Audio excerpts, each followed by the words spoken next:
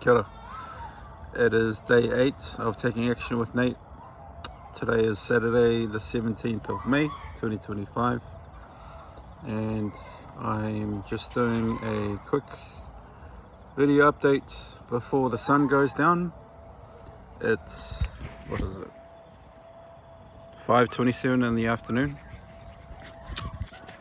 I've been meaning to come out and do a video for a little while, but just been caught up. That's one of my cats, Nala. That's Toby. Anyway, what was I going to say? Today has been a pretty busy day, so for those of you who might have watched yesterday's video, I talked about how we had a graduation to go to, so for my fiance. So she graduated yesterday, and we went to dinner, and today's been pretty hectic, basically because she works on a Saturday, Sunday, so I joined her for work and drove her around, and then we got home around like 2ish, had a little nap, and then I've just been resting. I actually didn't have breakfast this morning because we started quite early. I think it was like just before 7. We had to drive over the shore, over the North Shore. So yeah, basically had a bar for breakfast, and then I've just had my first meal now, which I might put on the screen, but it was some sushi from the other day and a curry, which I don't think I took a picture of. But yeah, barely eaten today, pretty hungry. Had a couple of naan bread with curry that her mum made, and yeah, just had one Snickers bar, which we got from yesterday, and like one of these big breakfast bars. So haven't really eaten much. We also had like ice cream last night to celebrate, and I had steak for dinner at a steakhouse. Wasn't that great. I think I got medium rare or medium, and it was still quite bloody, so I think next time I'll have to get closer to well done, I guess.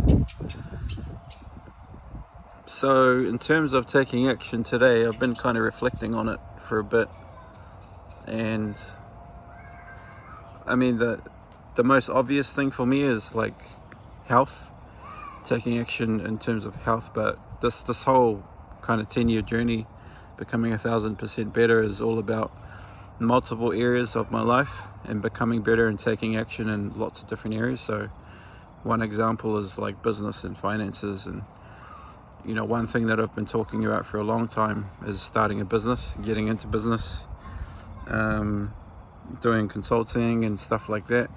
I've been wanting to write a book for a very long time. We've been talking about things, about writing a book, about writing a children's book series. So I'm making some progress on that. I'm starting. I've got an idea for the title. It's kind of something that's really core to this journey, and actually when I started doing these videos, I realized that I could turn this into a book, and then the book would basically distill and condense the 10-year journey. So that's one book idea that's not going to be possible until the completion of this particular thing, or near the completion of this, which is basically 2035, the year 2035. So obviously in the meantime, I want to publish books before then. So I do have an idea of my first book, which kind of encapsulates the whole concept around, I guess, why I never started to begin with. So I don't want to speak too much on that, because me and my fiance, we kind of share a belief that sometimes telling people your goals, she probably believes this more so than I do, but she believes that telling people your goals is not necessarily a good idea, because you never know who is wishing for your downfall. She doesn't word it like that, but that's kind of the gist that I get from it. So we try not to disclose, or she definitely does not disclose anything to anyone except me, which I understand the merit in, and I can kind of get it why you wouldn't want to tell people, because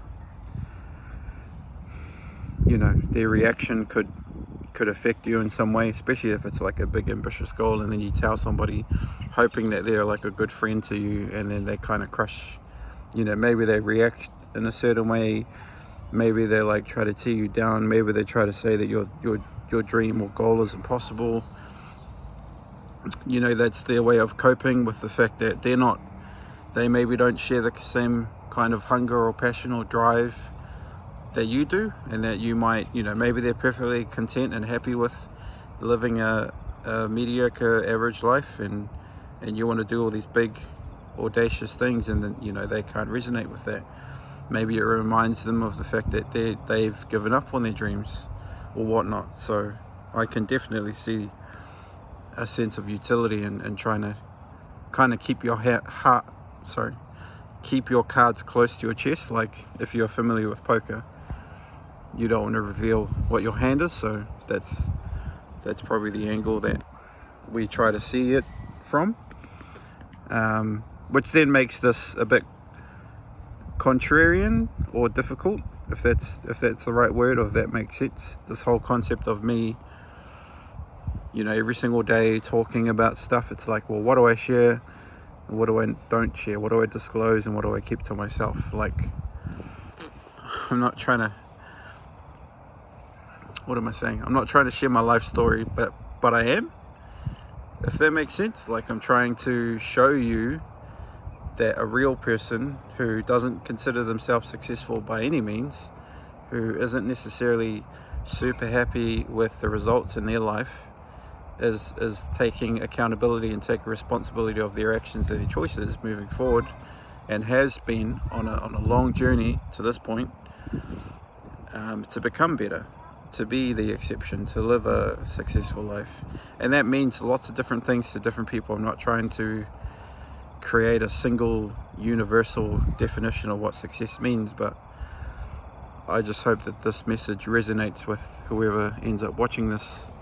If anyone does, again, the goal is not to get people watching these videos. The goal is for me to hold myself accountable. I said a few days ago, maybe last week, I said that I was going to do this for the next 10 years, and that's a huge commitment. And then I decided, well, it's one thing just to say it to myself, but it's another to declare it to the universe, and to put a video on YouTube and to say it, you know, when there's going to be eyeballs watching potentially one day. I mean, I know there's no views at the moment, but assuming I actually keep my promise, and I fully intend to, and, you know, let's say I get to like day, I don't know, 30, and then people start discovering my videos, because I'm posting regularly every day, because I know with my last series, Losing Weight with Nate, I think I got to like day 30 something, 20 something, and it wasn't until I came out of hospital that I saw there was like 1 or 2 comments, and it kind of it made me feel good, but then it also made me feel bad at the same time, because I had given up on that series, and I this is stupid to say, but I kind of felt like I let that person down. It was just simple, encouraging words like, you know, keep it up, you're doing great, which is great. Like that's what we want to hear and see. But yeah, I don't know. That's a silly thought maybe, and I don't owe anyone anything. What are you up to? Can I help you? Yeah, I don't owe anyone anything. But I guess one day I will get around to actually concluding that series, continuing it, I don't know. Just putting a video to explain, and I do actually want to do the whole rehab thing, because I do have clips of my rehab into, I'm actually thinking about scheduling it for the 1st of August this year. So that will basically represent the time that I went into hospital. So it will have been exactly a year since that date.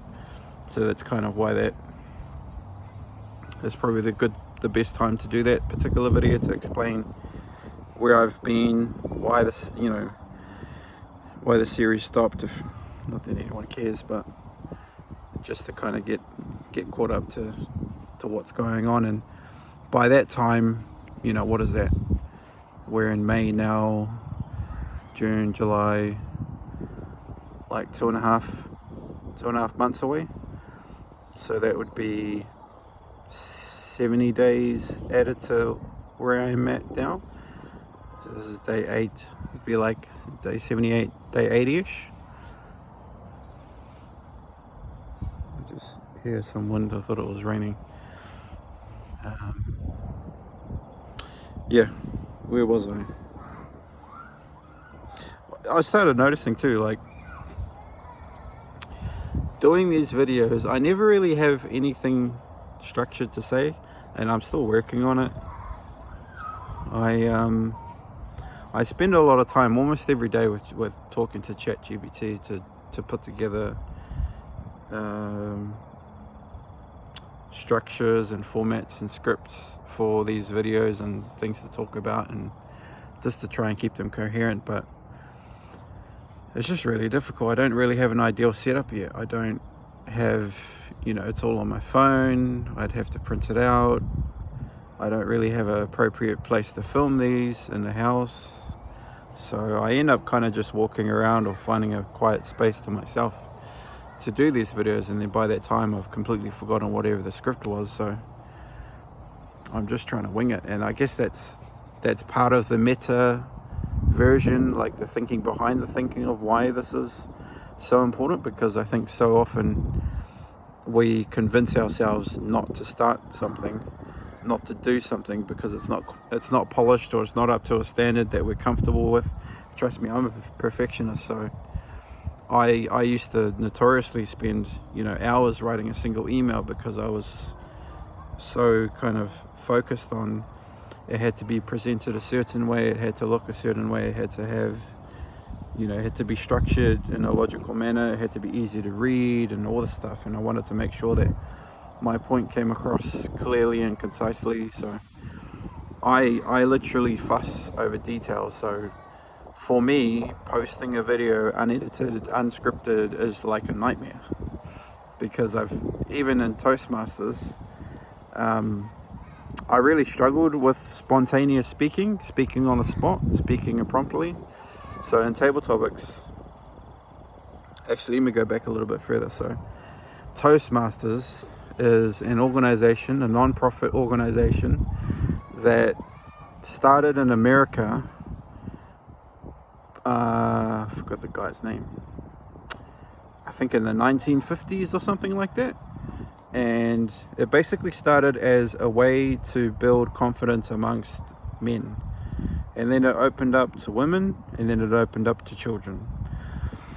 I could have the history completely wrong, but it's basically an organization that is all about public speaking and building confidence. So there's clubs scattered all over the world. There's some in New Zealand. And one day I decided, because I was invited to a multi-leadership program where I needed to do some speaking, and I wasn't that confident. So I, did some Googling and found this place called Toastmasters, and basically went to a club meeting, and I was kind of blown away by what it was. The club that I went to was called Pacific Toastmasters, and the first meeting that I attended, I got invited to do something called Table Topics. So Table Topics is a section in the meeting where there's a Table Topics master. They basically ask you a question on the spot, and you are given 1 to 2 minutes to answer the question. So I think I still remember my question. It was something like, what's an important attribute that you believe in? Something like, it was like a value or an attribute or a principle. And I talked about respect. And I did pretty well. Apparently I did pretty well. And yeah, I mean, I joined and I kind of never looked back, and I was in that Toastmasters space for 5 years. I competed at contests and did speech contests for 1 or 2 years, and then I decided to become a leader. So there's kind of two paths you can take. You can either go the contest route, where you just participate in speaking contests, or you can choose to be like a leader. So it starts off at the club level. You can be like a club officer. There's like 7 or 8 positions in a club, from sergeant at arms to secretary to treasurer to vice president, public relations, membership, education, president, and then immediate past president. And then a level above that is area. So clubs exist within an area. So for example, the club that I was a part of was part of area 04, and then areas sit within a division, and there was 8 divisions in the north part of New Zealand, and we were at division O. So, and then above the division sits the district, which is basically the country. So the district was 112, is 112, and it has 8 divisions from, what is the first letter? I think it's K to like KLMNOPQR, K to R. And then within each division there's anywhere between 4 or 5 areas, and then within each area there's anywhere between 4 to 5 clubs, or 6 at most. So when I climbed the ranks, I was club officer, then I became an area director, and then I became division director, and I basically oversaw 20 clubs in South Auckland, but I mainly managed a team of 5 area directors.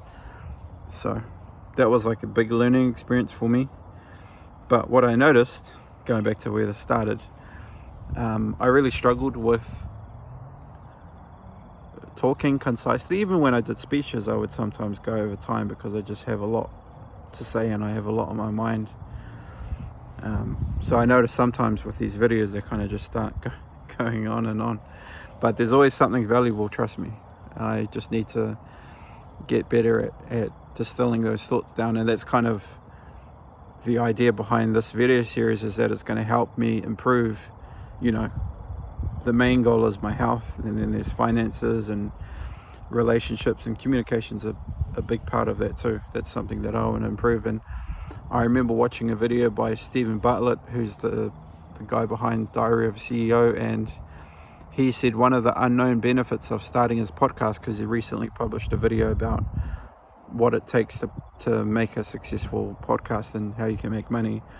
What he said about one of the unrealized benefits was that he just got better at communicating, because he was interviewing people for hours at length, and he's now become really good at speaking and conveying his messages in a succinct manner. So that's kind of what I'm hoping for, because I'm not on the Toastmasters realm anymore.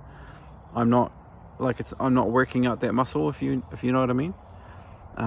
If you don't use it, you lose it, and basically I haven't used it for the past, I don't know how long it's been since I left Toastmasters, maybe 1 or 2 years. So for the past 2 years I've gone a bit rusty, and doing these videos every day is going to help me improve my communication skills, especially when I want to be a public speaker. That's one of my goals. Another goal is to do a TED Talk